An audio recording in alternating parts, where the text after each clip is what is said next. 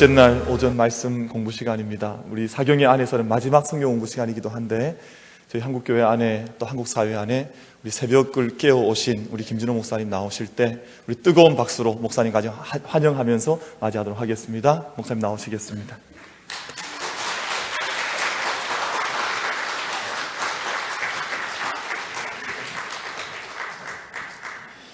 민수기 1장 1절 읽겠습니다. 민수기는 주제가 훈련이라고 말씀드렸습니다. 민수기의 원래 제목은 광야에서, 이 원래 제목인데 BC 2세기 중엽에 70인역이라는 번역에서 히브리어 성경을 헬라어로 번역하는 70인역에서 광야에서란 제목을 민수기로 바꾸었습니다. 근데 광야란 말이 광야, 원문에는 사막입니다. 광야, 사막. 미드바르란 단어입니다. 미드바르에서 그런 제목이지요.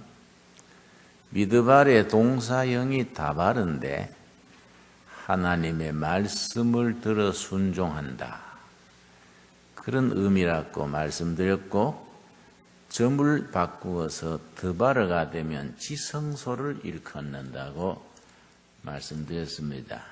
그러면은 민수기서의 주제가 훈련이라고 했는데 훈련의 기준이 되는 말씀이 11장입니다. 11장. 민수기 11장 1절에 보면은 민수기서가 훈련을 주제로 하는 기준이 11장 1절과 2절에 볼 수 있습니다. 11장 1절.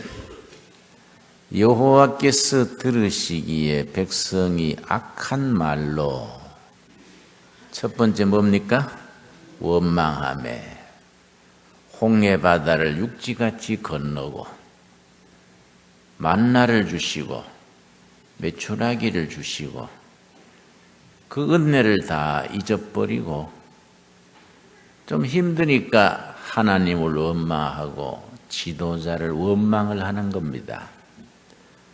받은 은혜는 까먹어버리고 원망을 하니까 하나님께서 진노하셨습니다. 여호와께서 들으시고 두 번째 뭡니까? 진노하사. 첫째는 백성들이 원망을 하고, 원망을 하나님이 노하셔서 진노하셔서 진노의 채찍을 치셨습니다.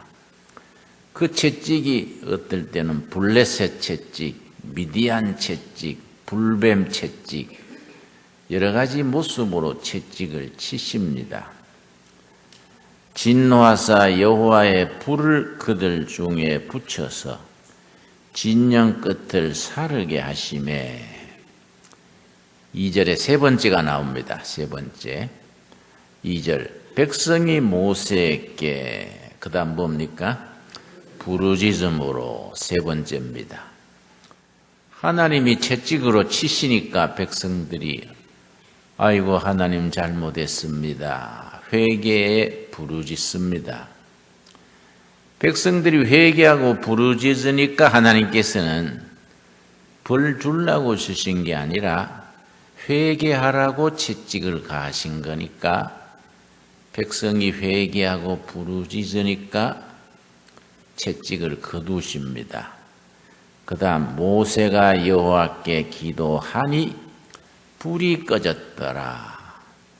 하나님이 채찍을 거두시고 다 시험이 물러가게 했습니다.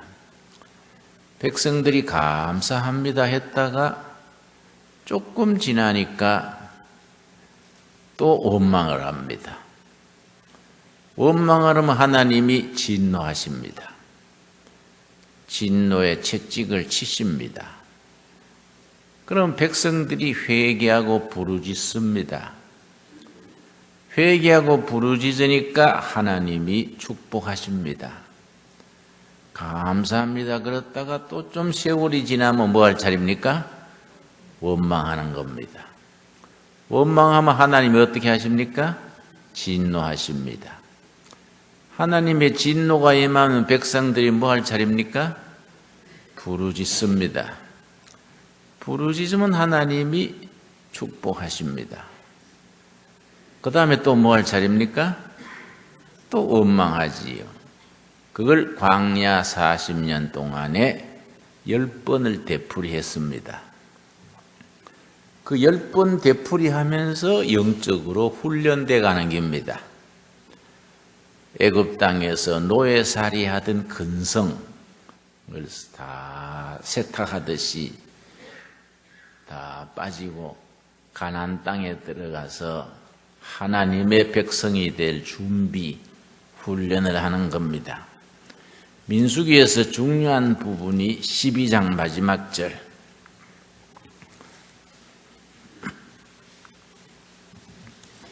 16절 말씀. 그 후에 백성이 하세롯을 떠나 바란 광야에 진을 치니라. 바란 광야, 거기에 줄을 칩시다. 바란 광야. 아주 중요합니다. 우리가 지금 사는 이곳이 바란 광야라 생각하고 바란 광야 공부를 하겠습니다. 바란 광야를 이해하려면은 이스라엘 지도를 아셔야 됩니다. 달채로 봅시다. 이 강대상이 시인의 사막 광야입니다. 이쪽에는 애굽이 있고요. 홍해 바다가 있습니다.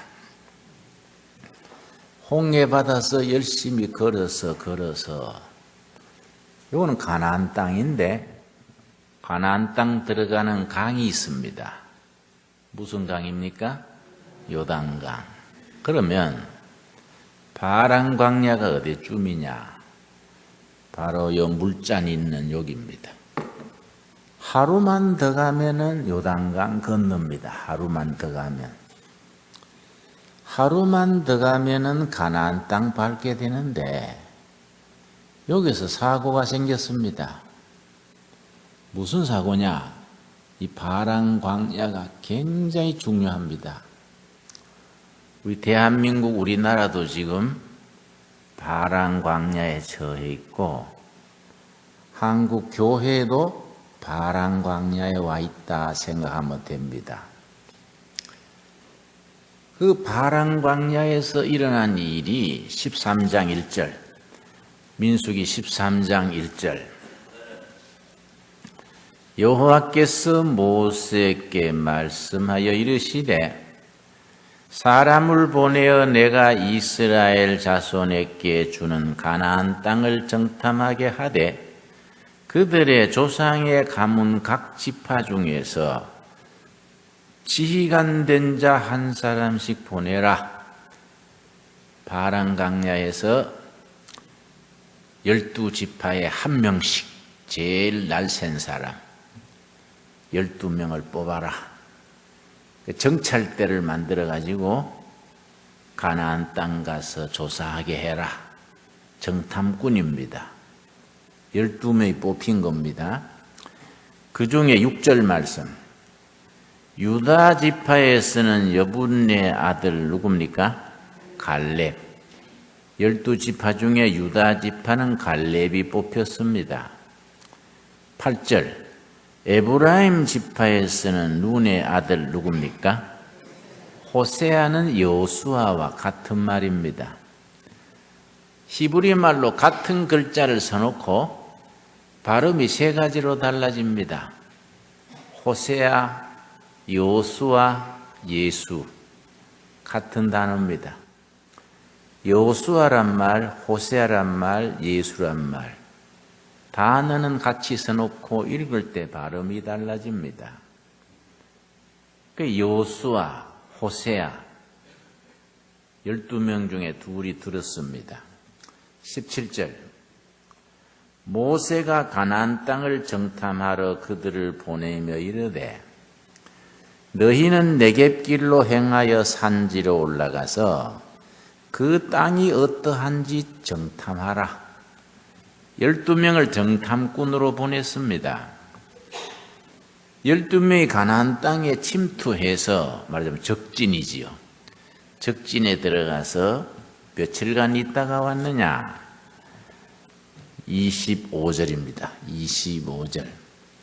우리 한번 같이 읽겠습니다. 40일 동안 땅을 정탐하기를 마치고 돌아와. 며칠간 있었다고요? 가나안 땅을 40일간 샅샅이 뒤졌습니다. 무기는 어떠며 방비는 어떠며 지형은 어떠며 어디에 군대가 주둔하며 40일 동안 다 살피고 돌아와서 보고를 합니다. 그 보고에 문제가 됐습니다. 26절. 바란 광야 가데스에 이르러 모세와 아론과 이스라엘 자손의 온 회중에게 나와 그들에게 보고하고 가서 이제 적진을 다 살피고 왔으니까 보고를 하는 겁니다. 보고를 하는데 두 패로 갈라졌습니다. 갈렙과 여호수아가 한 편이고 나머지 10명이 또 한 편입니다. 갈렙과 여호수아가 뭐라고 보고했느냐? 30절입니다. 30절. 갈렙이 모세 앞에서 백성을 조용하게 하고 이르되 우리가 곧 올라가서 그 땅을 취하자 능히 이기리라. 갈렙과 여호수아는 진격합시다. 승리합니다. 확신을 가지고 긍정적이고 적극적이고 승리의 확신을 가지고 가나안 땅에 들어갑시다. 그랬는데 나머지 10명은 반대로 보고를 합니다. 31절입니다.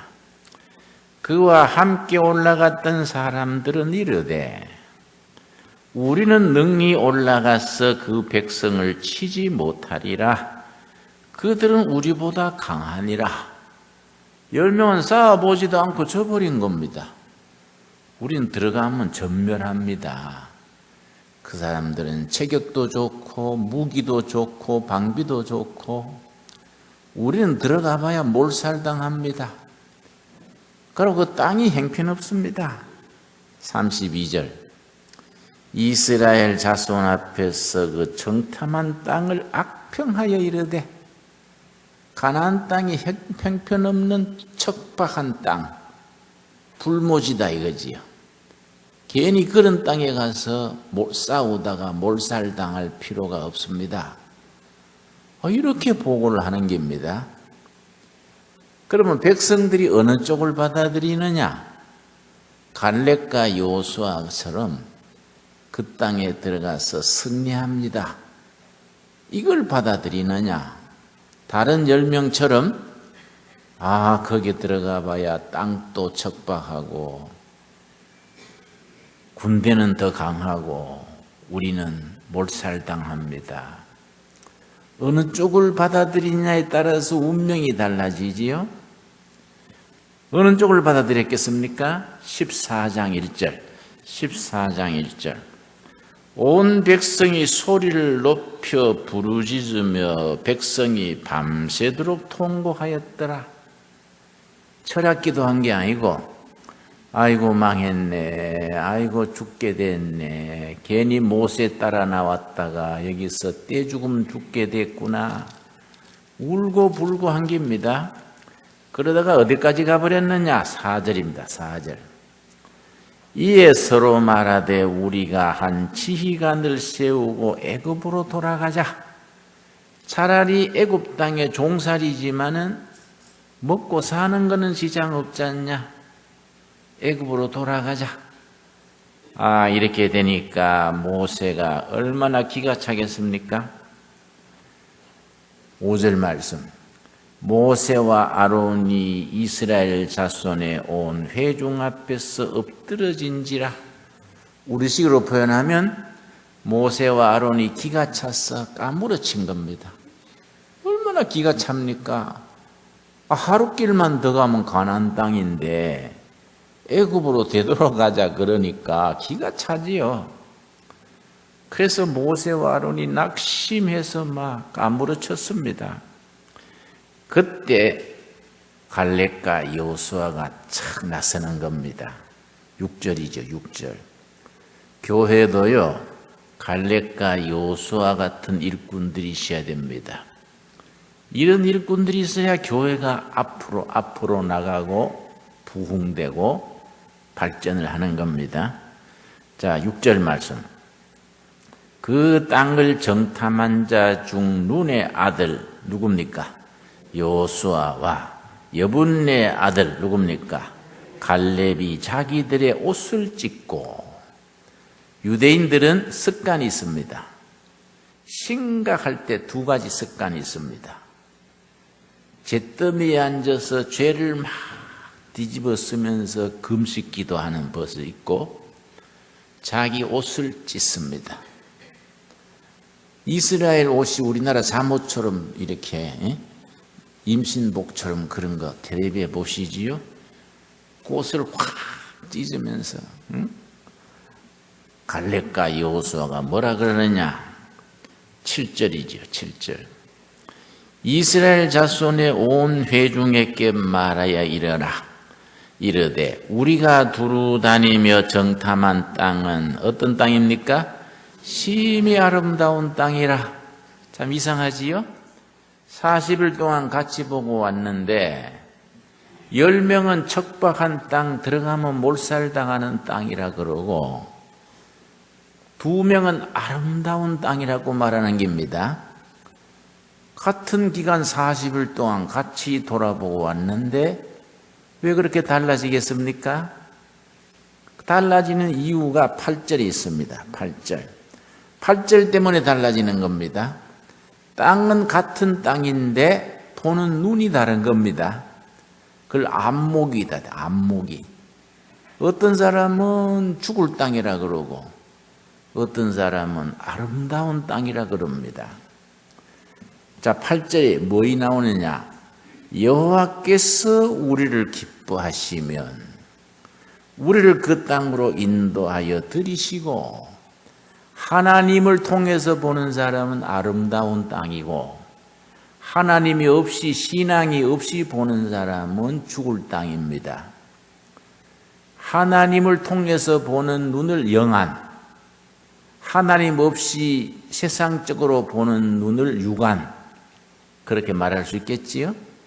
갈렙과 여호수아는 하나님이 주신 땅이라고 보기 때문에 믿음의 눈으로 영적으로 보기 때문에 축복된 땅, 아름다운 땅이라 그러고 믿음이 없이 세상적인 조건만 보면은 죽을 땅이고 척박한 땅이고 몹쓸 땅이 되는 겁니다.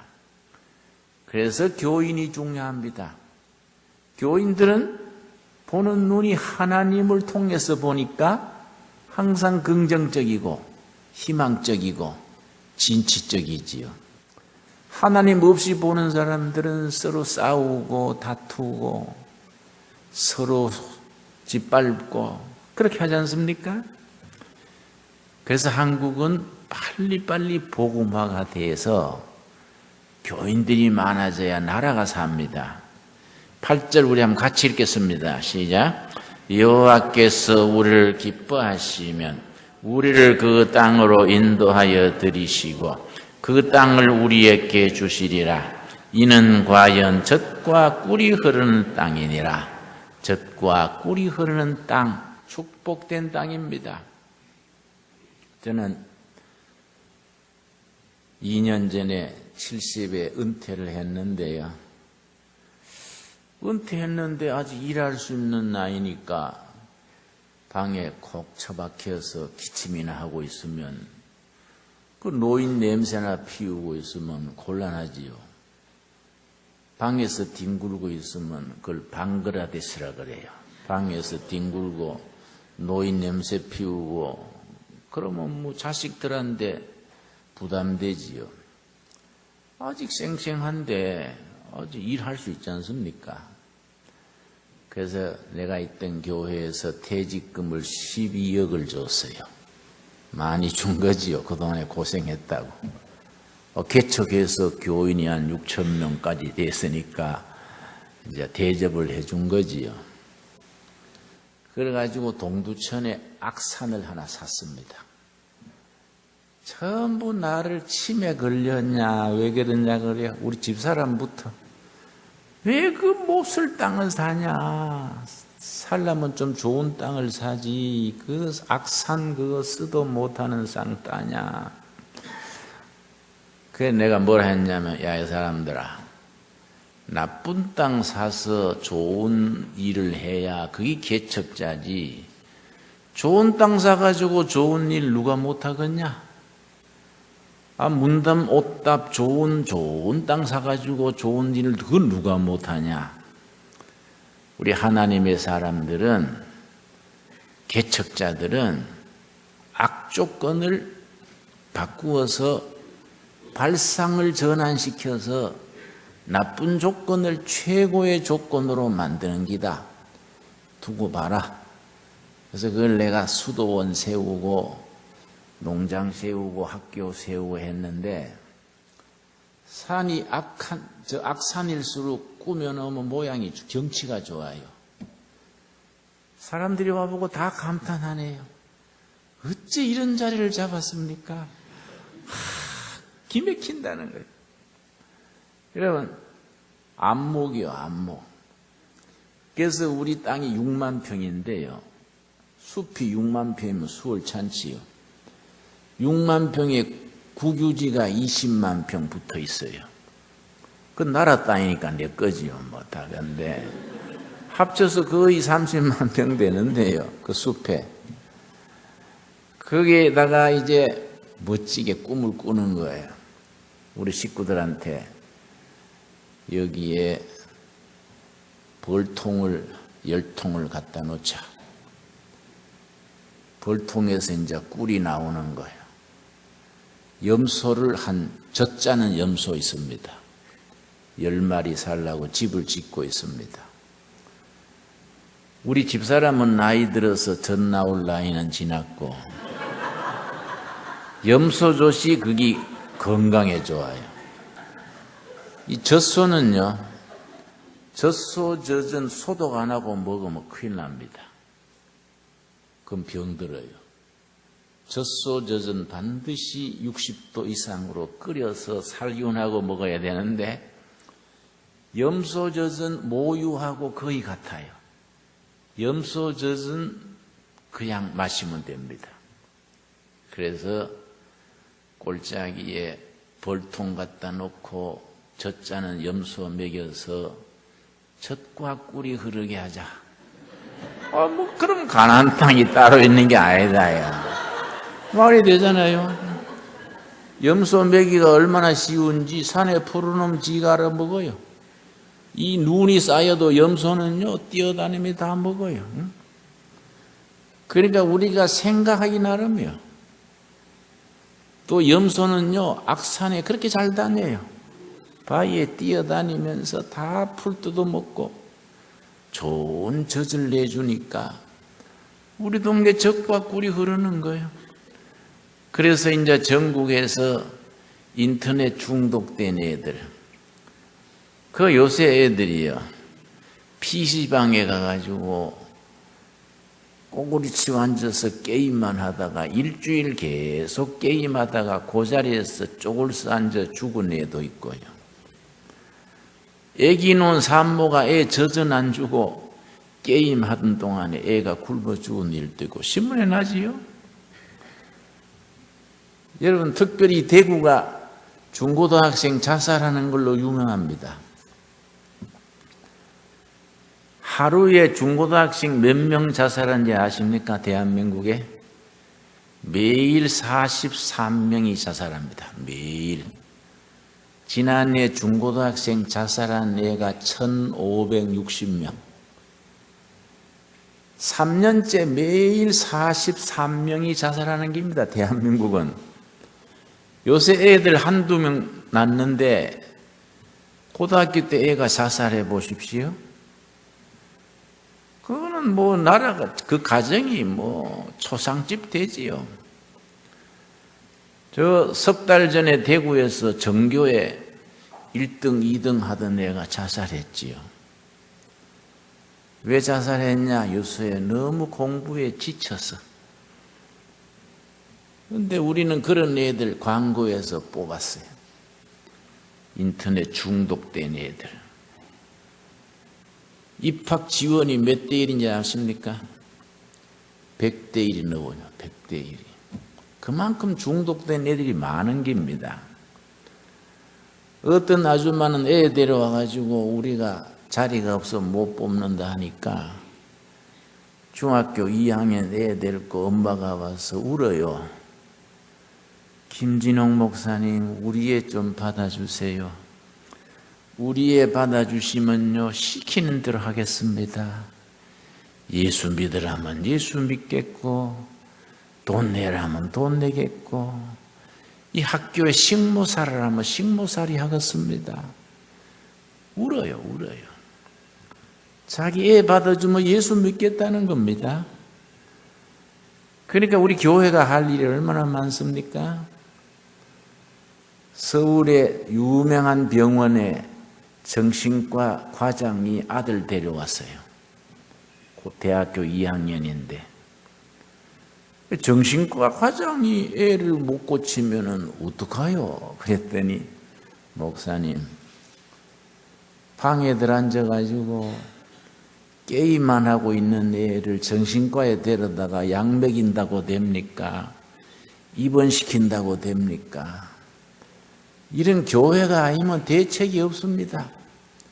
정신과 과장 아들이 우리 학교 와 있어요.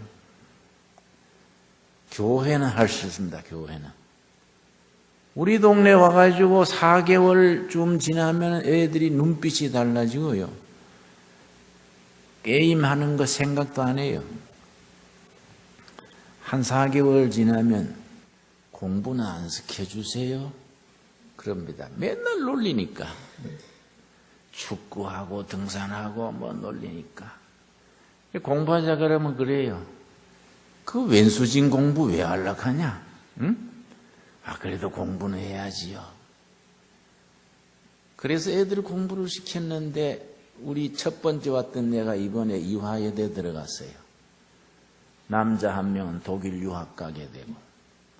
교회가 힘이 있습니다. 교회가.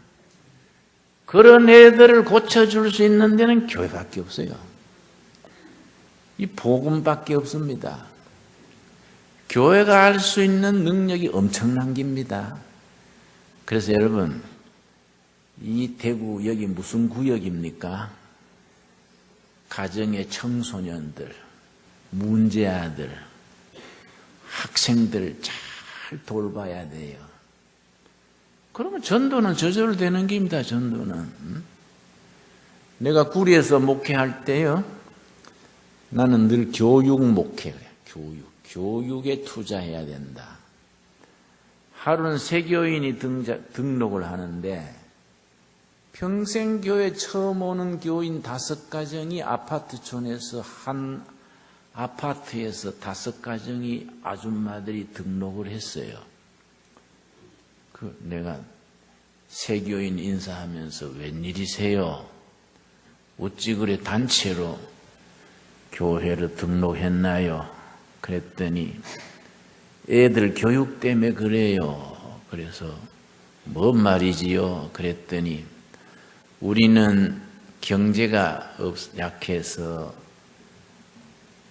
고액 가회도 못 시키고 조기 유학도 못 시키는데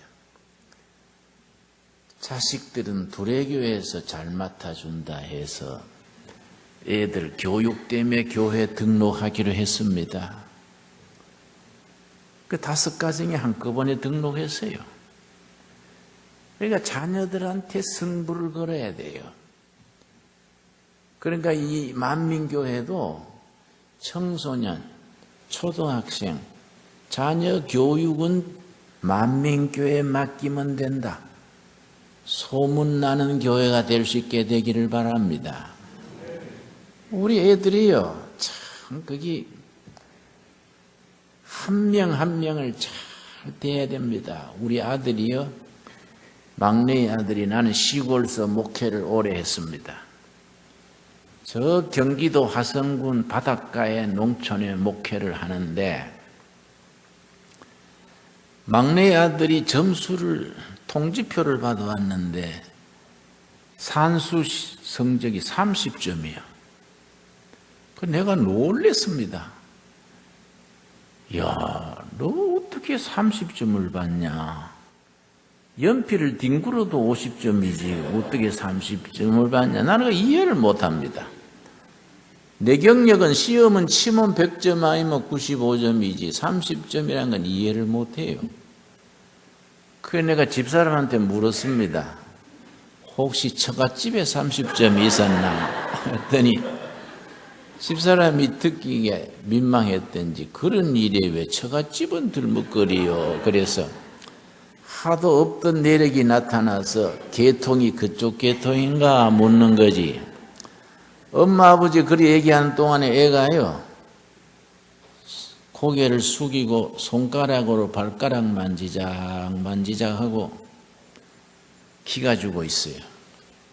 그래서 내가 옆에서 보고 안 그래도 공부 못하는 애 기 죽여 놓으면 아무짝에도 못 쓰지. 공부는 못해도 기는 살아야지 안 되겠습니까?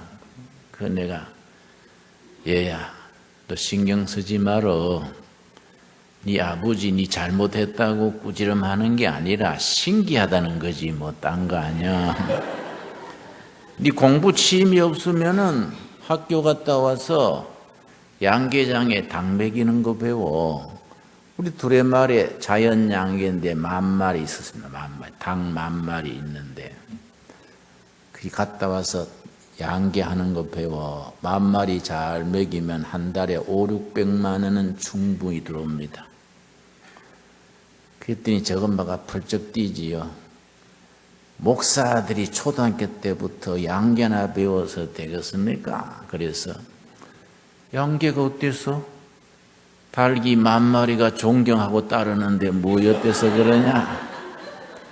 10,000마리 잘 먹이면 수입이 500~600만 원이요. 서울대학 나왔다고 500~600만 원 받습니까? 닭 잘 먹이고 장가갈 때 지처럼 공부에 취미 없던 아가씨 끼리끼리 만나서 끼리끼리 만나면 되는 거요. 시골에서 장로하고 동장하고 그래 행복하며 살면 되는 거지 뭐 전부 서울대학 가고 연대 고대 가냐? 애 공부 못하는 애 기죽일 거 없어. 양계는 양계로 양돈은 양돈으로 또 행복하게 살면 되는 거이지. 내가 격려를 해준 겁니다. 그때 애가 기가 살아나더라고요. 얼굴이 확 피어요.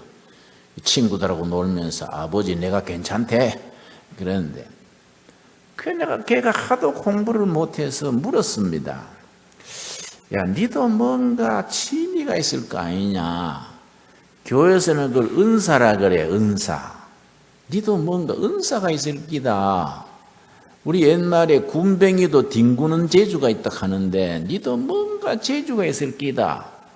니는 뭐가 취미가 있니? 은사가 뭐인가? 니 생각해봐라. 그랬더니 아버지 나는 곤충의 취미가 있어요. 시골이니까 잠자리 잡아다가 이래 벽에 꼽아놓고 매미 잡아다가 채집해놓고 매미도 가지가지잖아요. 그걸 종류대로 꼽아놓고 해서 그걸 쟀다.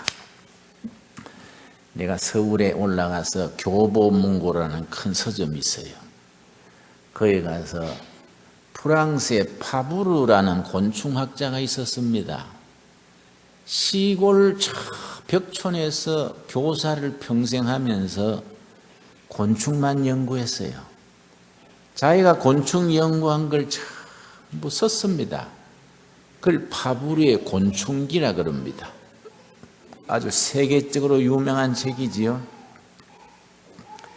교보문고 가서 파브르의 곤충기를 중고등학생들, 초등학생 보기에 좋게 편집해 놓은 거 없나요? 그랬더니 마침 학생들을 위해서 쓴 파브르 곤충기 해설판이 있습니다. 10권짜리가 있습니다. 그걸 사다가 초등학교 3학년 때 선물로 줬어요. 선물로 준 지 한 달 뒤에 밤 1시인데 개방에 불이 있더라고요.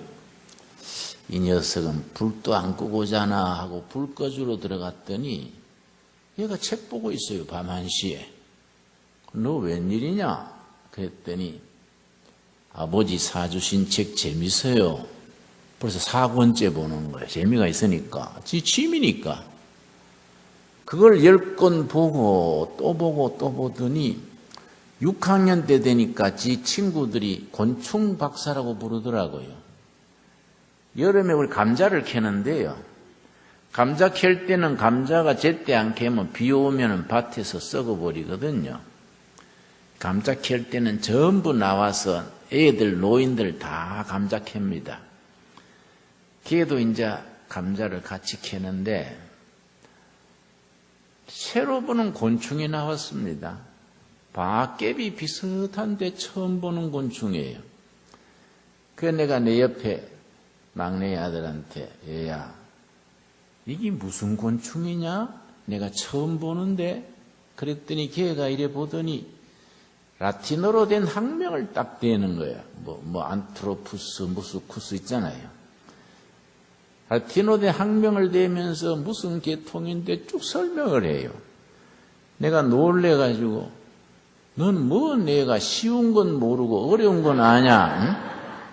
응? 너 신기하다. 그랬더니 아버지 사주신 책에 이게 나와요.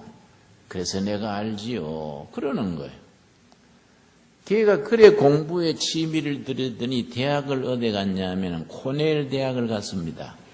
미국 코넬 대학 아시지요? 아이비리그에 속하는데 전 세계 대학 중에 서울대학은 100등 안에 못 들어갑니다. 코넬 대학은 전 세계 5등, 6등이지요. 코넬 대학 곤충학과에 들어갔어요. 아이들은요, 가능성이 있는 겁니다. 부모가 꾸지람하고 이래 하지, 구박하지 말고 잘하는 걸 북돋아줘야 돼요. 잘하는 걸. 잘하면 칭찬 잘해주고 못한 거는 감사주고. 근데 뭔 아버지가 공부 못한다고 뺨을 때리고 구박을 하고 말끝마다 이 자식 공부도 못하는 자식이 지혜비 닮아가지고 그 지혜면은 또 지혜비 닮아가 이렇게 싸면 애들이 기가 주고 나는 공부 못하는 애 스스로 마음에 딱 입력이 되는 거야. 이 민수기 14장으로 말하면은 갈렙과 여호수아 쪽이 안 되고 다른 10명 쪽이 되는 거야.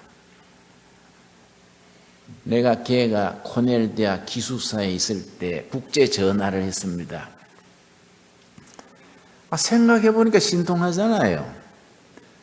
30점 하던 녀석이 코넬 대학 들어간다는 게 이 참 대사건이지요. 그래서 내가 국제 전화를 해서 걔 이름이 에민입니다. 에민아, 난 네가 자랑스럽다. 영어로 자랑스럽다가 I am proud of you예요. I am proud of you. 네가 코넬 대학 다닌다는 게 정말 자랑스럽다. 그랬더니 아버지 덕분이지요. 그래서 내가 네한테 해준 게 뭐 있냐? 시골 다니면서 고생만 시켰지. 그랬더니 아버지, 내가 초등학교 때 꼴찌하고 30점 받을 때 다른 아버지는 꾸지람하고 기죽였는데 아버지는 나를 엔카리지 해줬잖아요. 엔카리지. 카리지는 용기고 엔카리지는 용기를 북돋아 준다.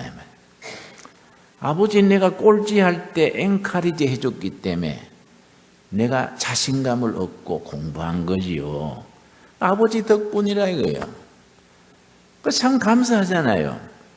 그런데 우리는 내 자식, 네 자식 하지 말고 애들은 다 하나님이 부여하신 은사가 있고 다 가능성이 있으니까 애들을 북돋아주고 길을 터주고 용기를 줘야 되는 겁니다. 근데 이걸 학교 선생님들이 그걸 잘 못해요.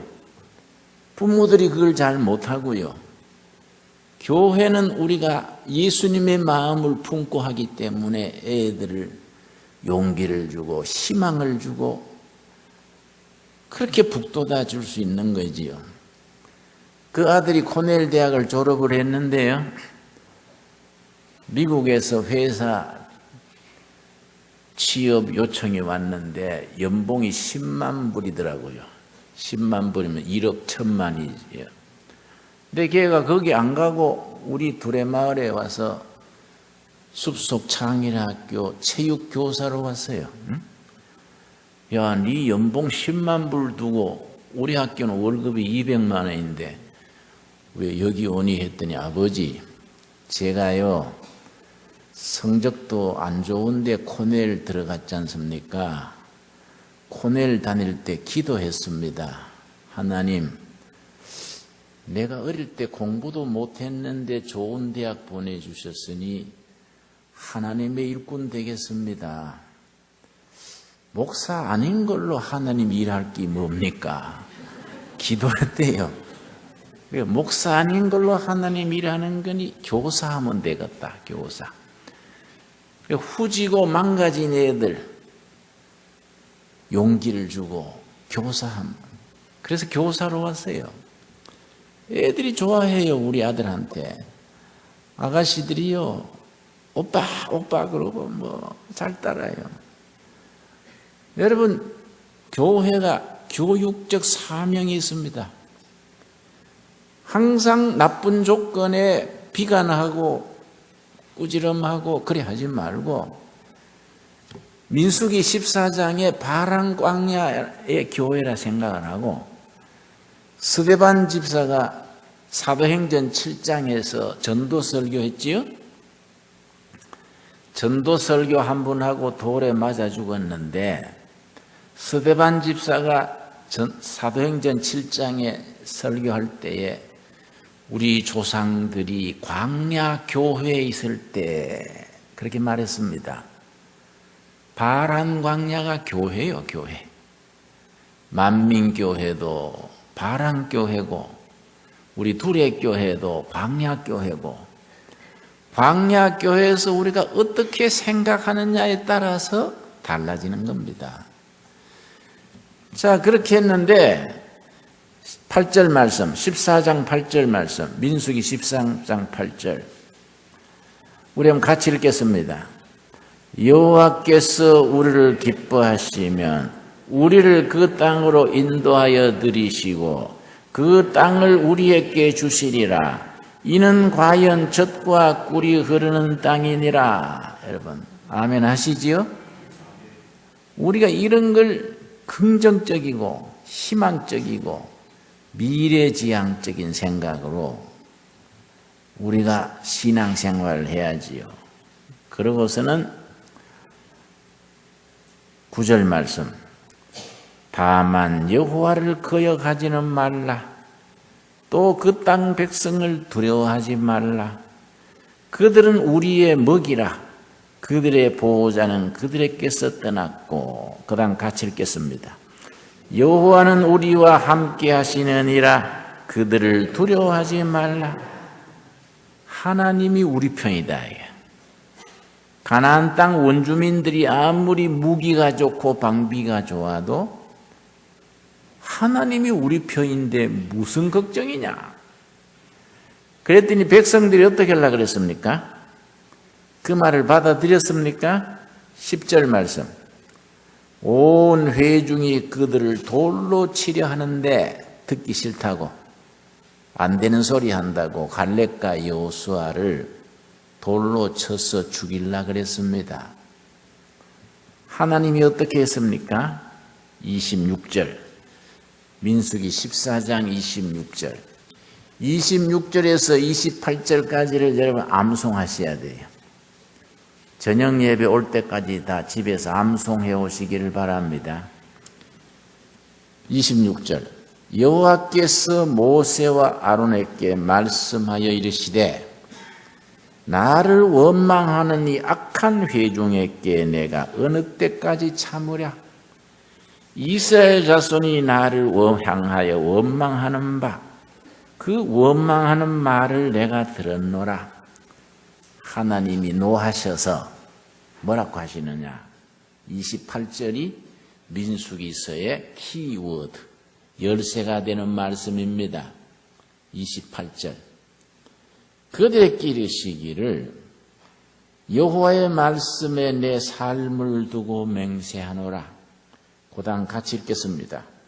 너희 말이 내 귀에 들린 대로 내가 너희에게 행하리라. 너희 말이 내 귀에 들리는 대로 해주겠다. 망한다는 말이 하나님 귀에 들리면 망하게 해주시고, 승리한다는 말이 귀에 들리면 승리하게 해주신다는 겁니다. 불행하게도 이스라엘 백성들이 밤새 울면서 뭐라 그랬습니까? 아이고 망했네 가니까 하나님께서 너희가 그렇게 망하는 게 소원이냐? 그럼 내가 망하게 해줄게. 그래서 40년간 다 망하는 겁니다. 그 말씀이 34절. 너희는 그 땅을 정탐한 날수인 40일의 하루를 1년으로 쳐서 40일 돌고 와서 망했다 그러니까 하루가 1년이면 몇 년입니까? 40년. 그래서 광야 40년이 나온 겁니다. 40년간 광야에서 빙빙 돌면서 망했네 하던 사람들을 천천히 다 망했어요. 누에 뽕 먹듯이 야금야금 다 망하고, 가나안 땅에는 누가 들어갔느냐? 그 땅에 들어가서 승리한다고 말했던 37절 38절 곧 그 땅에 대하여 뭐한 자? 악평한 자들은 여호와 앞에서 재앙으로 죽었고, 몇 년간 죽었습니까? 40년간 다 죽었고. 38절 같이 읽겠습니다. 그 땅을 정탐하러 갔던 사람들 중에서 오직 눈의 아들 여호수아와 여분네 아들 갈렙은 생존하니라. 승리한다고 했던 사람들이 그때 난리톤 판을 벌릴 때 어린아이들 키워서 가나안 땅에 들어간 겁니다. 요즘 말로 하면은 부정적인 사고를 하는 기성세대는 다 역사의 뒷골목에서 소모품으로 사라져가고, 새로운 사고, 희망적인 사고, 새로운 꿈을 가진 신세대가 가나안 땅에 들어가서 새로운 역사를 만드는 겁니다. 28절이 요점이지요. 14장 28절 대단히 중요합니다. 28절 우리 한번 같이 읽겠습니다. 시작. 그들에게 이르기를 여호와의 말씀에 내 삶을 두고 맹세하노라. 너희 말이 내 귀에 들린 대로 내가 너희에게 행하리라. 너희 말이 내 귀에 들린 대로. 그래서 우리가 꿈꾸는 것, 기도하는 것, 말하는 것이 하나님께 올라가서 하나님이 그대로 이루어 주신다는 겁니다. 만민교회 10년 뒤에 어떤 교회 될지 여러분 알 수 있습니까? 알 수 있다는 겁니다. 지금 당회에서 재직회에서 말하는 거, 기도하는 거, 꿈꾸는 거 그대로 10년 뒤에 된다는 겁니다. 너희 말하는 대로 내가 이루리라.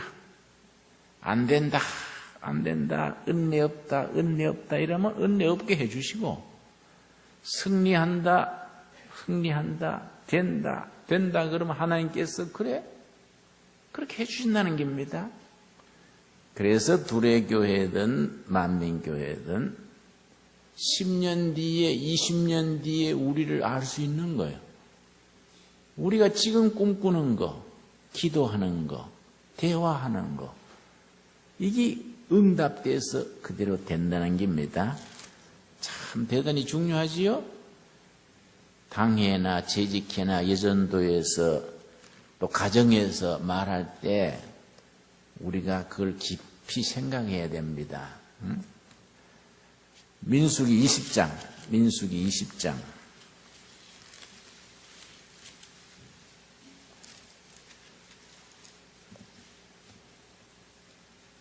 1절 말씀. 자, 20장 2절. 회중이 물이 없으므로 모세와 아론에게로 모여드니라. 물이 없으니까 원망하지요. 원망을 하니까 3절. 백성이 모세와 다투어 말하여 이르되, 원망하고 다툼이 생겼습니다. 하나님이 어떻게 했습니까? 7절. 여호와께서 모세에게 말씀하여 이르시되, 지팡이를 가지고 너 형 아론과 함께 회중을 모으고 그들의 목전에서 너희는 반석에게 뭐 하라고요? 명령하여. 줄을 칩시다. 명령하여. 말로 하라. 말로. 명령은 말로 하지요?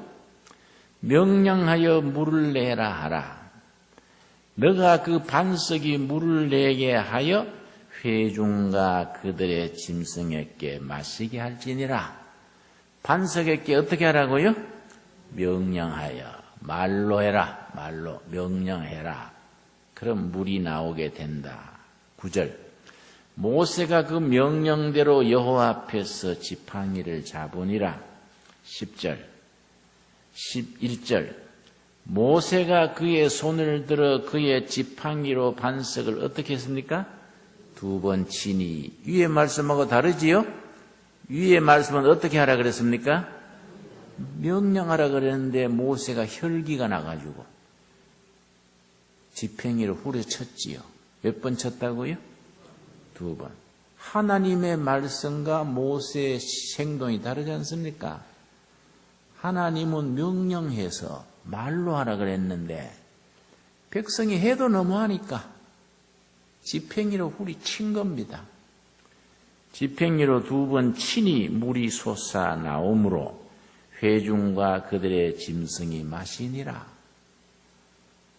물이 솟아 나와서 백성들은 마셨는데 하나님께서 모세한테 딱 불의길을 거는 겁니다. 12절이죠. 12절.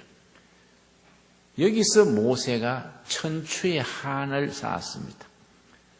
이때 실수해가지고 혈기 부려가지고 꿈에도 그니던 가나안 땅 바라보면서 못 들어갔어요. 그게 12절에 나오지요. 여호와께서 모세와 아론에게 이르시되 너희가 나를 믿지 아니하고 이스라엘 자손의 목전에서 내 거룩함을 나타내지 아니한 고로 너희는 이 회중을 내가 그들이 준 땅으로 인도하여 드리지 못하리라. 너는 가나안 땅을 보지만은 들어가지 못한다. 왜냐? 왜 네가 혈기를 냈냐? 하나님의 일에 혈기 내면 안 돼요. 하나님의 일은 부드럽게, 따뜻하게, 순리로 해야지 혈기 내고 무리하고 다투고 하면 안 돼요. 하나님의 일을 혈기로 이루려 하면은 하나님의 영광을 가리우는 겁니다. 모세가 거기서 백성들이 너무하니까 지팡이로 2번 쳐가지고 하나님 앞에 영광을 가리운 거예요. 니는 왜 내 일에 네가 혈기 부리냐? 가나안 땅 다 보이는 데 가서 모압 평지에서 너는 고만 네가 옛날 반석을 2번 쳤잖냐? 모세가 가나안 땅을 밟지 못했지요. 그러면 그 반석을 왜 치면 안 됩니까? 고린도전서 10장, 고린도전서 10장에 반석을 치면 안 되는 이유가 나옵니다. 고린도전서 10장 1절.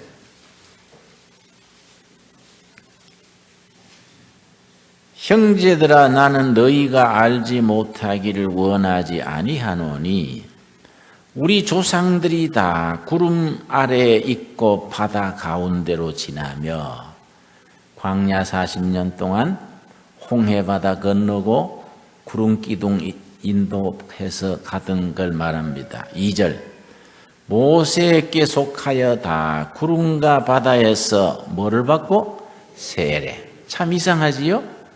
이스라엘 백성들이 홍해바다 밑으로 지난 것을 물세례 받았다는 거예요. 물세례. 사도 바울이 그렇게 해석을 한 겁니다.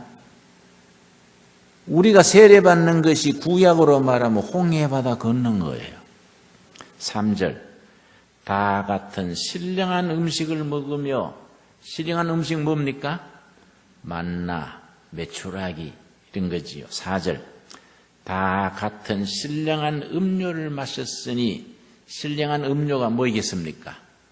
반석에서 나온 물, 신령한 음료를 마셨으니 이는 그들을 따르는 신령한 반석으로부터 마셨음에 그 반석은 곧 누굽니까?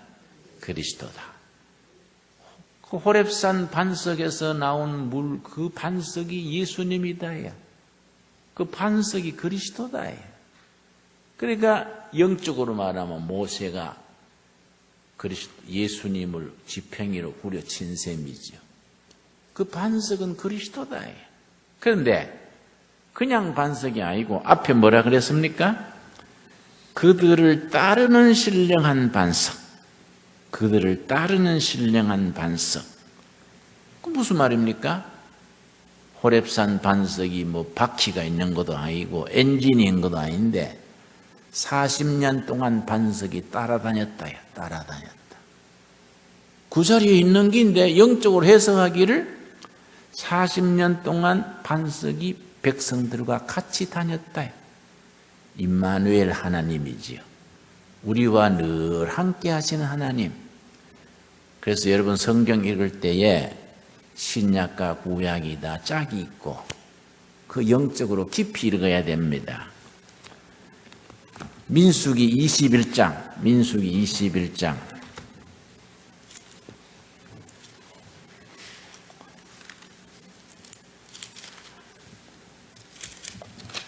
(4절) 말씀.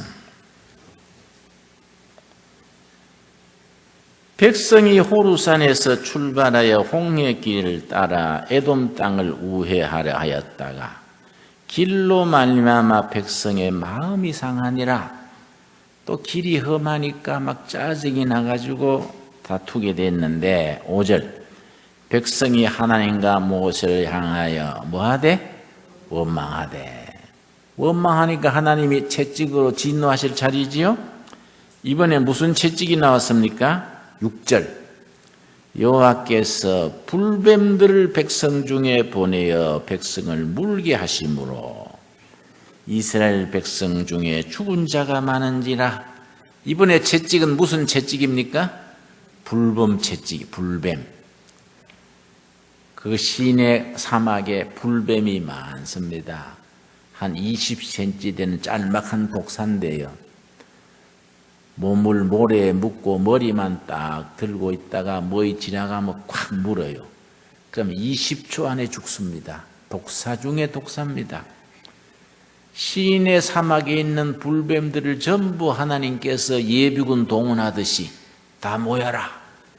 그러니까 막 무는 거예요. 하루에 24,000명 죽었다고 나와 있습니다. 열흘 죽으면 몇 명입니까? 줄줄이 초상이에요. 백성들이 뭐 할 차례입니까? 부르짖어 회개하는 거이지요. 울고 물고 회개한 겁니다. 회개하니까 하나님께서 그 회개를 들으시고 뭐라 했습니까? 8절 여호와께서 모세께 이르시되 뭐를 만들라고요? 불뱀을 만들어 짱대 위에 매달아라. 물린 자마다 그것을 보면 살리라. 9절 같이 읽겠습니다. 모세가 놋뱀을 만들어 짱대 위에 다니 뱀에게 물린 자가 놋뱀을 쳐다본 적 모두 살더라. 이상한 처방이지요? 모세가 백성과 회개의 기도를 드리니까 하나님께서 시험을 거두어 주시는데 구리, 브론즈죠, 노쇠. 구리로 뱀을 만들어서 나무 짱대 끝에 달아라. 누구든지 뱀에게 물려 죽게 된 사람은 짱대 끝에 달린 구리뱀 쳐다보면 산다. 그래 모세가 구리로 뱀을 만들어서 나무 짱대에 달고 뱀에게 탁 물린 사람은 금방 짱대 위에 구리뱀 본 거예요. 그럼 사는 겁니다. 그 안 믿고 안 쳐다본 사람은 죽었겠지요. 짱대 끝에 구리뱀이 왜 사람을 살립니까? 예수님이 설명을 했습니다. 요한복음 3장 15절. 요한복음 3장 15절. 예수님께서 짱대 끝에 구리뱀이 왜 사람 살리는지 요한복음 3장 니고데모하고 예수님이 대화하시면서 말씀하시는 겁니다. 3장 15절 말씀.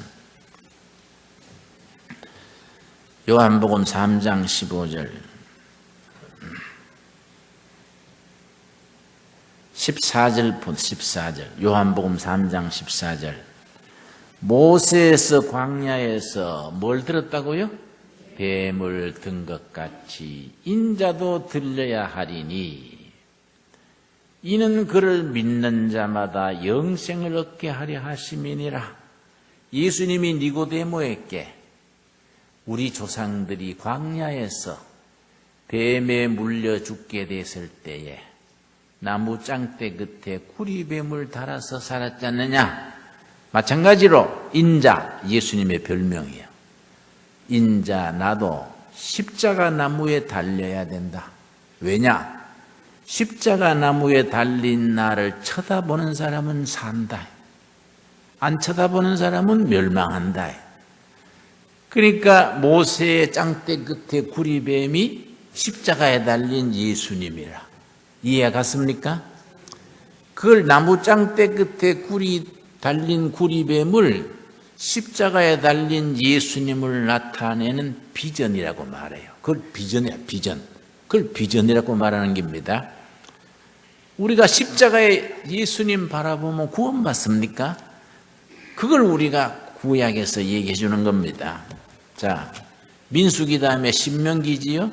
신명기 8장 16절. 신명기 8장 16절. 신명기는 주제가 뭐라 그랬습니까? 축복이죠, 축복. 자, 8장 16절 찾으면서 여러분, 창세기는 주제가 뭐라 그랬습니까? 시작이고, 출애굽기는 구원이고, 구원받아서 막바로 천국 가는 게 아니니까 신명기 다음에 레위기는 주제가 뭡니까? 생활인데 어떤 생활이지요? 거룩한 생활이지요. 거룩한 생활을 하려면 그냥 말로 됩니까? 훈련을 받아야 되니까 민수기는 뭐이라고요? 훈련. 훈련을 받아가지고 고생시키려고 훈련받는 게 아니고 가나안 땅의 축복을 누리게 하려고 훈련하는 거니까 신명기는 축복입니다. 신명기는 모세의 세 편의 설교를 모은 모세 설교집입니다. 여러분, 신명기는 모세 설교집이에요. 모세 설교 세 편을 합쳐놓은 겁니다. 신명기 8장 16절. 너 조상들도 알지 못하던 만나를 광야에서 너게 먹이셨나니 이는 다 너를 뭐 하시며? 거기에 줄을 칩시다. 낮추시며 곧 줄 칩시다. 자기는 낮아질 생각 없는데 하나님이 꺾어서 낮추는 겁니다. 하나님이 낮추시는 겁니다.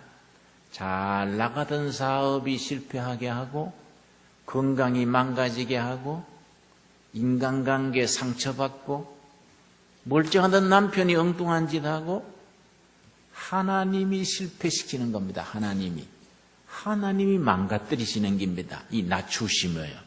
하나님이 실패시키시고 그 말입니다. 그 다음 뭡니까? 낮추시고 너를 뭐하사? 시험하사 줄칩시다. 훈련하사. 훈련입니다. 훈련. 영어로 디시플린 훈련. 하나님이 꺾어 실패하게 하시고 너를 훈련하사 마침내 너에게 뭘 준다고요? 복을 주려 하심이니라. 복을 주는데 처음부터 주면은 감당을 못하기 때문에 실패하고 고통당하고 훈련해서 영적으로 수준이 되면 마침내 복 받을 만한 자격이 되면 복 주시는 겁니다. 아멘이 됩니까? 자, 하나님이 주신 복이 몇 가지냐? 7장 12절 4가지 복이 나옵니다. 하나님이 이스라엘 백성이나 우리들에게 주시는 4가지 복, 사중 축복을 사중 축복. 신명기 7장 12절 너희가 이 모든 법도를 듣고 지켜 행하면 이 조건부 축복 그럽니다. 컨디셔널 블레싱. 말씀을 들어 순종하면 축복이고 불순종하면은 심판인 겁니다. 조건부 축복입니다. 하나님 여호와께서 너 조상들에게 맹세하신 언약을 지켜 너에게 인애를 베푸실 것이라. 13절 곧 너를 사랑하시고 뭘 주사? 복을 주사. 복을 주시는데 복의 내용이 뭐이냐? 4가지요. 사중 축복. 너를 번성하게 하시되 너게 주리라고 너 조상들에게 맹세하신 땅에서 첫 번째 너 소생에게 은혜를 베푸시며 자식 축복이요. 첫째가 자식 축복. 소생에게 은혜를 베푸시며 첫째가 자식 축복입니다. 둘째 너 토지 소산과 곡식과 포도주와 기름을 풍성하게 하시고 두 번째 토지 소산의 축복. 두 번째 토지 소산의 축복. 세 번째 너 소와 양을 번식하게 하시리니 가축대의 축복. 세 번째. 네 번째가 뭐이냐? 16절 15절 여호와께서 또 모든 질병을 너에게서 멀리하사 건강의 축복. 4가지 축복을 약속하시는 겁니다. 첫 번째 무슨 축복이지요? 자식 축복. 두 번째 토지 소산의 축복. 요즘 말하면 부동산, 기업 이런 거지요. 세 번째 가축대, 현찰 이런 축복이지요. 네 번째 건강의 축복. 이 사중 축복이지요. 그런데 그 축복을 주시는데 그냥 은혜 받았다고 현찰로 줍니까? 아니다 이게요. 8장 1절. 8장 1절에 하나님이 자기 자녀들에게 마침내 축복을 주시는데 축복의 내용은 4가지다. 자녀 축복, 토지 소산, 가축대, 건강. 어떻게 주시느냐? 8장 1절 내가 오늘 명하는 너 모든 명령을 너희는 지켜 행하라. 그리하면 너희가 살고 번성하고 여호와께서 너희의 조상들에게 맹세하신 땅에 들어가서 그것을 차지하리라. 너 하나님 여호와가 이 40년 동안에 너에게 광야 길을 걷게 하신 것을 기억하라. 이는 너를 뭐 하시며? 낮추시며. 그 줄 칩시다. 아까 설명했지요? 하나님이 망하게 하시는 것. 하나님이 시험 들게 하시고 너를 뭐 하사? 시험하사 훈련하사 너 마음이 어떠한지 그 명령을 지키는지 지키지 않는지 알려 하심이라. 왜 하나님이 흔들어 놓고 망하게 하고 훈련하시느냐? 축복받을 마음이 되는지 안 되는지 우리 알아보는 거예요. 하나님이 우리 마음을 알아보시려고 흔들어 놓는 거예요. 그러고 3절 아주 중요합니다. 예수님이 40일 시험 받을 때에 이걸 응용하셨지요. 8장 3절 너를 낮추시며 너를 줄이게 하시며 또 너도 알지 못하며 너 조상들도 알지 못하던 만나를 너에게 먹이신 것은 그 다음 같이 읽겠습니다. 사람이 떡으로만 사는 것이 아니요 여호와의 입에서 나오는 모든 말씀으로 사는 줄을 너희가 알게 하려 하심이니라. 왜 실패시키고 흔들어 놓고 훈련하느냐? 떡만 하는 게 아니다. 떡은 뭡니까? 경제지요, 경제. 떡만가 안 된다. 하나님의 말씀 위에 떡이 있어야 된다. 말씀 없는 떡은 이거는 망하는 거다, 망하는 거. 왜 우리를 흔들어 놓고 훈련시키고 실패시키느냐? 하나님이 깨닫게 하려고. 떡이 첫째가 아니다. 떡은 경제라 그랬지요? 물질 경제가 첫째가 아니다. 물질 경제 이전에 하나님의 말씀이 있고 그 위에 경제가 서야 된다. 하나님의 말씀 잘 순종하고 말씀대로 살면 마침내 하나님이 떡도 주시는 거다. 그거 알게 하려고 광야에 40년 흔들어 놓고 뒤집어 놓고 시험당하고 그 말씀이지요. 이해가 갔습니까? 그래서 여러분 가정에 물질에 어렵고 사업이 안 되고 하면 깨달아야 돼요. 우리가 아직 신앙의 기초가 안 됐구나. 우리 믿음이 아직은 약해서 하나님이 주실 때가 안 됐구나. 빨리 순종하고 잘 하나님의 뜻을 지키면은 앞으로 하나님 보시기에 합당하면 축복해 주실 줄로 믿습니다. 이런 믿음 가져야 돼요. 신명기 8장이 그 얘기하는 겁니다. 신명기 28장. 신명기 8장과 28장을 축복장이라 그래요. 축복장. 신명기 8장과 28장이 무슨 장이라고요? 축복장.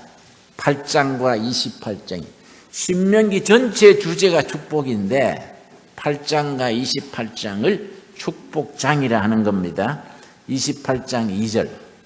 너가 너 하나님 여호와의 말씀을 청종하면 이 모든 복이 너게 임하며 너게 이르리니 성읍에서도 복을 받고 들에서도 복을 받을 것이며 하나님 말씀을 들어 순종하면 청종은 듣고 순종한다 그 말이야. 하나님의 말씀을 듣고 순종하면 복이라. 15절 말씀 15절. 너가 만일 너 하나님 여호와의 말씀을 순종하지 아니하면 내가 오늘 너게 명령하는 그의 모든 명령과 규례를 지켜 행하지 아니하면 이 모든 뭐이지요? 저주지요. 저주가 너게 임하며 너게 이를 것이니 순종하면은 축복, 불순종하면은 저주. 그걸 28장에서 말해주는 겁니다. 말씀을 순종함으로 하나님이 주신 복을 누리게 되기를 바랍니다. 자, 여호수아서 1장 1절 말씀. 여호수아서 1장 1절 말씀. 여호수아서의 핵심은 뭐이냐? 21장 먼저 찾읍시다. 21장 44절 말씀. 여호수아는 하나님이 주신 축복을 가나안 땅에서 누리는 겁니다. 여호수아 21장 44절. 여호수아서의 주제라 할 수 있겠지요. 21장 44절. 여호와께서 그들의 주위에 뭘 주셨지요? 안식이죠. 안식. 안식의 축복이지요. 애굽 종살이 430년, 광야의 고난 40년 지나서 가나안 땅에서 안식의 축복을 누리는 겁니다. 그들의 주위에 안식을 주셨으되 그 조상들에게 맹세하신 대로 하셨으므로 그들의 모든 원수 중에 그들과 맞선 자가 하나도 없었으니 하나님께서 이스라엘의 가나안 땅에서 안식의 축복을 주신 겁니다. 그런데 안식의 축복을 주신 그 과정이 있습니다. 1장 1절. 여호수아서 1장 1절 말씀. 여러분 성경 자꾸 찾으니까 고롭습니까? 응? 김진홍 목사는 간증이 구수하고 좋은데 자꾸 성경 찾으니까 보대 끼인다 그래요. 간증은 내 간증이지 여러분 자신의 간증이 아니지요. 간증은 참고가 되지만은 중요한 것은 성경 말씀이요. 말씀을 공부를 해야 돼요. 그렇지요? 말씀을 자꾸 공부해서 말씀에 깊이 들어가야 됩니다. 내가 이제 짧은 시간에 성경 공부하니까 이제 소 풀 뜯어 먹듯이 요점만 정리하는데 이렇게 요한계시록까지 쭉 나가면요. 성경 전체가 딱 한눈에 들어와요. 그래서 이 복음의 신앙이 정리가 되는 겁니다. 그런데요. 요새 교인들도 바쁘고요. 신학교 나온 목사님들도 신학 공부는 했는데 말씀을 딱 정리해서 잘 못 가르쳐요. 나는 장로의 신학대학 우리 다 나왔는데요. 우리 목사님이 내 후배지요 다. 그런데 신학교 다닐 때 몰트만, 불트만 독일 신학자들 배웠어요. 짜들 어렵기만 하고 별거 다 아닌 건데 어렵기만 해요. 내가 몰트만을 배웠는데 농촌 목회를 저는 오래 했거든요. 농민들 앞에서 몰트만이 말하기를 그럼 농민들이 눈만 껌뻑껌뻑하면 몰트만이 무슨 농약 이름인가 배추씨 이름인가 뭐 쓸데없는 건 아니지만은 신학의 기초가 있어야 되는데 중요한 건 말씀이에요. 그렇지요? 하나님의 말씀이 딱 정리가 돼가지고 마음속에 뿌리 내려야지 신앙생활에 대충대충 하는 게 대충대충. 그러면은 30년, 40년 예수 믿고 구원사가 됐는데도 죄 씻음 받았는지, 성령 받았는지, 죽어서 천국 갈 낀지, 이게 오리무중이에요. 그러면 이게 신앙생활이 뭡니까? 몇십 년 예수 믿었는데 말씀에 확신이 없어. 여러분, 태권도로 20년 하면 올림픽에 나가겠지요. 유도를 30년 하면 도사지요, 도사. 예수는 30년 믿었는데도 제자리요, 제자리. 이게 뭐 우리가 문제가 있는 겁니다. 왜냐? 말씀을 차근차근 공부하고 생활에 적용하고 그래서 성령의 열매 맺고 그러면서 믿음이 자라면서 감사한 생활을 하는 긴데 우리 교회 생활이 그게 약합니다. 자, 여호수아 1장 1절. 여호수아의 종 모세가 죽은 후에 여호와께서 모세 수종자 눈의 아들 여호수아에게 말씀하여 이르시되 이런 구절 그냥 읽고 지나가면 성경을 잘 못 읽습니다. 이런 구절이 중요한 겁니다. 뭐라 그랬습니까? 모세가 죽고 후계자 누가 들어섰지요? 여호수아. 그러면 모세가 이스라엘 지도자로 몇 년 있었습니까? 40년. 40년 모세 시대가 지나간 겁니다. 한 시대가 가고 새로운 시대가 오는 겁니다. 지도자가 바뀌면 지도력이 바뀌어야 돼요. 그러지요?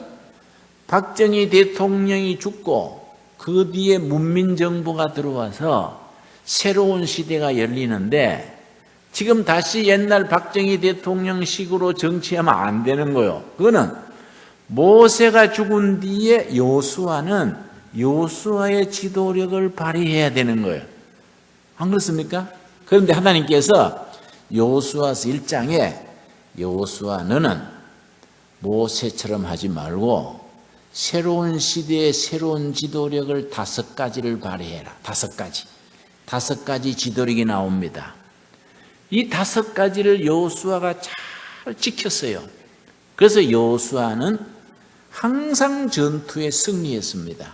여호수아를 상승장군 여호수아 그래요. 여호수아가 가나안 땅 정복에 33번의 전투를 했는데 다 승리했습니다.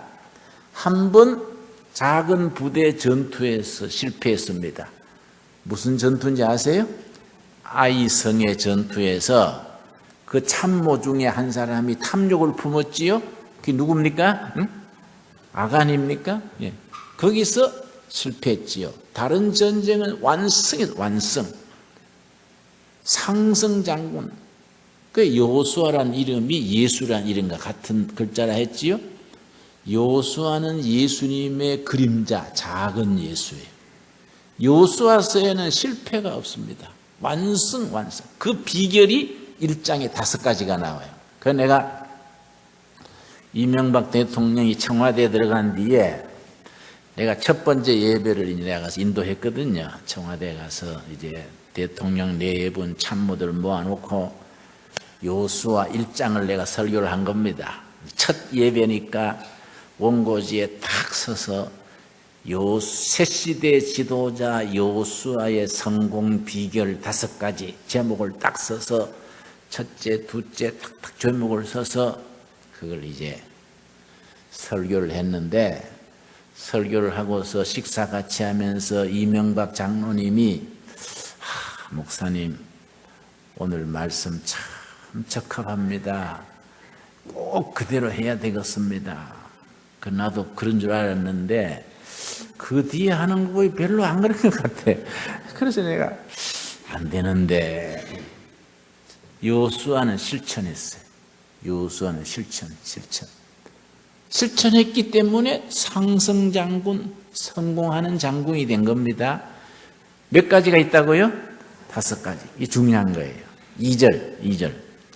내 종 모세가 죽었으니 이제 너는 이 모든 백성으로 더불어 일어나. 고개 지를 칩시다. 모든 백성으로 더불어 일어나. 모든 백성으로 더불어 일어나. 요단을 건너 내가 그들 곧 이스라엘 자손에게 주는 그 땅으로 가라. 모든 백성과 더불어 민주적 공동체적 지도력 그래. 정치학에서는 지도력의 3가지 타입이 있습니다.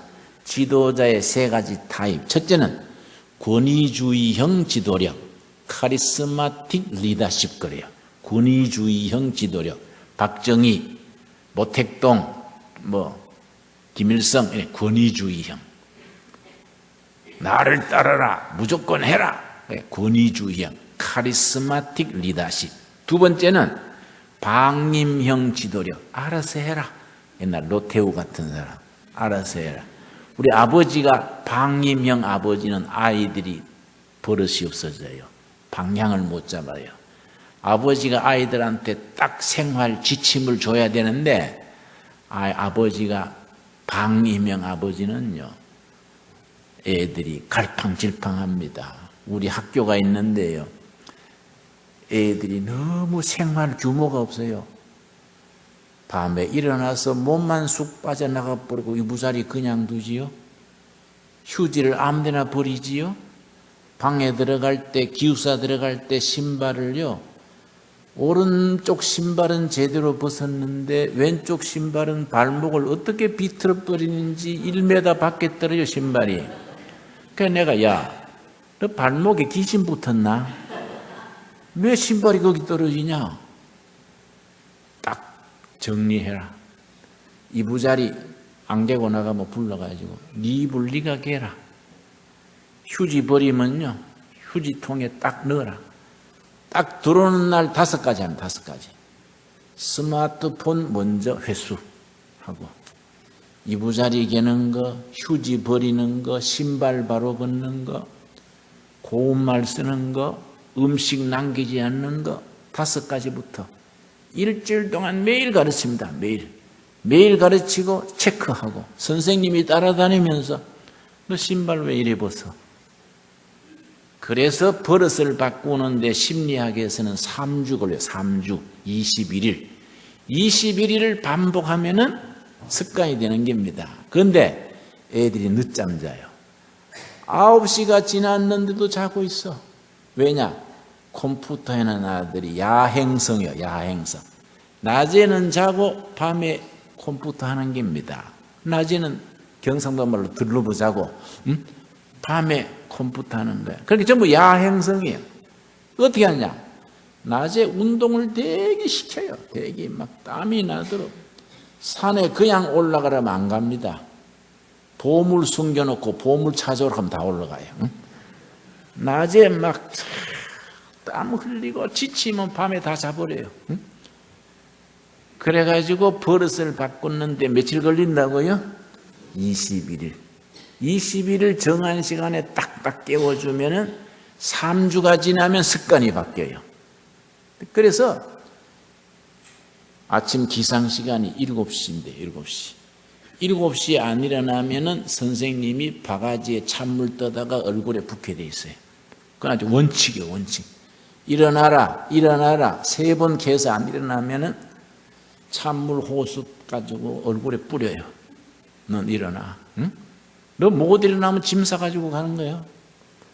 생활이 원생활의 원칙이. 아버지들이 그걸 안 해. 방임형 지도래야. 방임형 지도자. 그러면 교회도 갈팡질팡하고 애들도 버릇 없어지고 국민들이 혼란에 빠지지요. 세 번째 지도력이 뭐냐? 민주적 지도력, 공동체 지도력. 같이 의논하고 같이 기도하고 백성들 속에서 지도력이 나오는 겁니다. 자, 정치학에서 말하는 지도력의 세 가지. 첫째는 뭐라고요? 권위주의형 지도력. 모세는 권위주의형이요. 모세가 지팡이 들고 나를 따르라. 그럼 백성들이 따르는 거예요. 여호수아가 지팡이 들고 나를 따르라. 그럼 백성이 되겠습니까? 제가 왜 저래? 모세 가방 못지 하다가 헷가닥 했냐? 안 되는 거예요, 안 돼요. 시대가 바뀌면 지도력이 바뀌는 겁니다. 그래서 내가 우리 박근혜 대통령 걱정하는 게 있어요. 자기 아버지 스타일로 할까봐 걱정이요. 자기 아버지 스타일로 엄중 처벌한다. 이런 식으로 엄중 그러면 안 돼. 백성들과 의논해야 돼. 야당이 뭐라 그러면 신부들이 요새 이상한 소리 하잖아요. 그럼 대통령이 엄중 처벌한다 하지 말고 아마 신부님들이 결혼을 안 해봐서 여자한테 안 시달려봐서 그럴 거예요. 이해합니다. 좀 고운 말 쓸 수 없을까요? 이렇게 나가야 되지 엄중 처벌한다 하는 게 아니에요. 이게 우리나라가 아주 이거 대단히 지도력이 중요합니다. 지금은 여호수아 시대야. 민주적으로 공동체적으로 모여서 합심기도하고 의논하고 자꾸 밑에서부터 청년회, 재직회, 여전도회 다 올라와서 당회에서 우리 교인들 생각이 이러니까 우리가 이렇게 합시다. 공동체. 그래서 나는 당회하거나 재직회 할 때 자꾸 발언하라 그래요.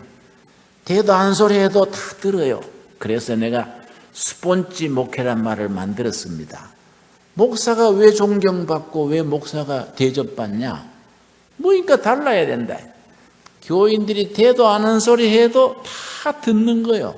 스폰지가 물을 빨아들여서 가만히 품고 있듯이 목회자는 교인들이 악쓰는 거, 신경질 내는 거, 대도 안 소리 하는 거 다 듣고 일리 있습니다. 다 듣고 끝에 결정하는 거예요. 이 스폰지죠. 그런데 어떤 목사님들은 고소한다 하고 소리 지르고 교인하고 목사가 싸우면은 목사가 이겨도 져버려. 교회가 그러면은 통과는 됐는데 교회가 상처가 있는 거예요. 말하자면은 의사가 수술에 성공을 했는데 환자가 숨을 안 쉬는 거예요. 그렇지요? 수술은 잘했는데 환자가 숨을 안 쉬면 어떻게 됩니까? 이 지도력이라는 것이 여호수아서가 굉장히 중요합니다. 그래서 하나님께서 여호수아한테 너는 백성들 속에서 백성들과 더불어 일어나 가나안 땅으로 들어가라. 그래서 여호수아서를 읽어보면요, 위험한 전투, 중요한 전투가 있을 때는 꼭 여호수아가 사병들과 같이 자요. 같이 먹고 같이 자고 앞장서는 거예요. 그러니까 여호수아가 승리한 겁니다. 자, 두 번째 3절. 여호수아서의 새로운 시대의 지도력 몇 가지가 있다고요? 5가지. 두 번째, 내가 모세에게 말한 바와 같이 너희 뭐이지요? 발바닥으로 밟는 곳은 모두 내가 너희에게 주었노라. 가나안 땅에 하나님이 땅 비워놓고 들어가게 한 게 아니고 너희가 땀 흘려 피 흘려 발로 밟는 만큼 주신다. 게으르고 겁먹고 적게 밟으면 적게 주시고 열심히 목숨 걸고 많이 밟으면 많이 주시는 겁니다. 네 발바닥으로 밟는 만큼. 나는 이 말씀을 글자 그대로 믿기 때문에 내 선교에 필요한 땅이 있으면 무조건 밟습니다. 무조건. 그런데요, 42년째 목회했는데요, 두레마을 공동체는 땅이 필요하거든요. 같이 사는 데는 땅이 필요하지 않습니까? 내가 지금까지 열심히 밟아서 우리 땅이 안 된 땅이 없습니다. 우리가 열심히. 땅 주인이 누구다 그거 알기 전에 밟아요. 하나님 밟습니다. 우리 땅 될 줄로 믿습니다. 밟아가지고 우리 땅 안 된 땅이 없습니다. 그래서 지리산의 두레마을에 13만 평, 동두천 두레마을은 6만 평, 미국에 28만 평, 중국에 130만 평입니다. 중국 두레마을이 130만 평인데 옛날 독립군들이 거기 있던 땅인데요. 130만 평이 얼마나 넓은지 아십니까? 내가 우리 땅 한번 끝까지 가본다고 돌다가 몸살 났어요. 우리가 그렇다고 자기 부동산 늘리는 게 아니고 하나님의 일에 필요한 땅을 밟는 겁니다. 여러분, 거기에 필요한 땅이 있으면 열심히 밟기 바랍니다. 자기 부동산 늘리려고 밟는 게 아니고 하나님의 일에 쓰려면 밟아야 돼요. 열심히 밟습니다. 네가 발바닥으로 밟는 땅을 너에게 준다 그랬어요. 나는 문자 그대로 믿습니다. 문자 그대로. 그대로 믿기 때문에 그대로 실천하는 겁니다. 여러분 열심히 밟기 바랍니다. 예. 세 번째 7절, 6절 말씀 6절 강하고 담대하라. 너는 내가 그들의 조상에게 맹세하여 그들을 주리라 한 땅을 이 백성에게 차지하리라. 강하고 담대하라. 담대하란 말은 용기를 내라. 강하고 용기를 내라. 기죽지 말고 용기를 내라. 강하고 담대하란 말이 여호수아서 1장과 2장에 4번 나와요. 4번. 계속해서 강해라. 용기를 내라. 강하라. 담대하라. 여러분, 세상이 악할수록 우리 성도님들은 강하고 용기 있는 성도가 되길 바랍니다. 이걸 1장, 2장에 몇 번 되풀이했다고요? 4번. 강하고 담대할 이유가 5절입니다. 5절. 어째서 강하고 담대할 수 있느냐? 5절 말씀. 너 평생에 너를 능히 대적할 자가 없으리니 내가 모세와 함께 있던 것 같이 너와 함께 있을 것임이니라. 그 다음 같이 읽겠습니다. 내가 너를 떠나지 아니하며 버리지 아니하리라. 모세가 위대했던 것은 나면서 위대했던 게 아니다. 내가 모세와 같이 있었기 때문에 위대했다. 마찬가지로 내가 너와 같이 있겠다. 그래 강하고 담대해라. 여러분, 모세와 같이 하셨던 하나님, 여호수아와 같이 했던 하나님께서 오늘 우리들과 함께 하실 줄로 믿습니다. 믿어야 돼요. 이게 승리의 비결이 세 번째입니다. 네 번째가 뭐냐? 7절입니다. 7절. 오직 강하고 극히 담대하여 나의 종 모세가 너에게 명령한 그 율법을 다 지켜 행하고, 그 다음 뭐이지요? 우로나 좌로나 치우치지 말라. 그리하면 어디로 가든지 형통하리라. 좌로나 우로나 치우치지 말아라. 좌로 우로 치우치지 말아라. 그리하면 형통해진다. 좌로 우로 치우치지 않는 딱 중간 예수님 중심, 은혜 중심으로 치우치지 않는 것. 다섯 번째 8절이죠. 8절. 이 율법책을 너 입에서 떠나지 말게 하며 주야로 그것을 묵상하여 그 안에 기록된 대로 다 지켜 행하라. 그리하면 너 길이 평탄하게 될 것이며 너가 형통하리라. 하나님의 말씀을 입에서 떠나지 말게 하고 지켜 행하라. 말씀을 지켜 행하라. 그리하면 형통하게 된다. 형이 동생하고 얘기하면서 동생, 성경의 만사 형통이 뭔지 알아? 그러니까 동생이 뭐인데? 그러니까 만사 형을 통해서 하라 이 말이야. 그런 형통이 아니고 말씀을 통해서 하면은 네 삶이 형통하리라. 여러분, 말씀을 마음에 잘 새겨서 순종해서 열매 맺어서 가정도 교회도 자식들도 형통하게 될 수 있기를 바랍니다.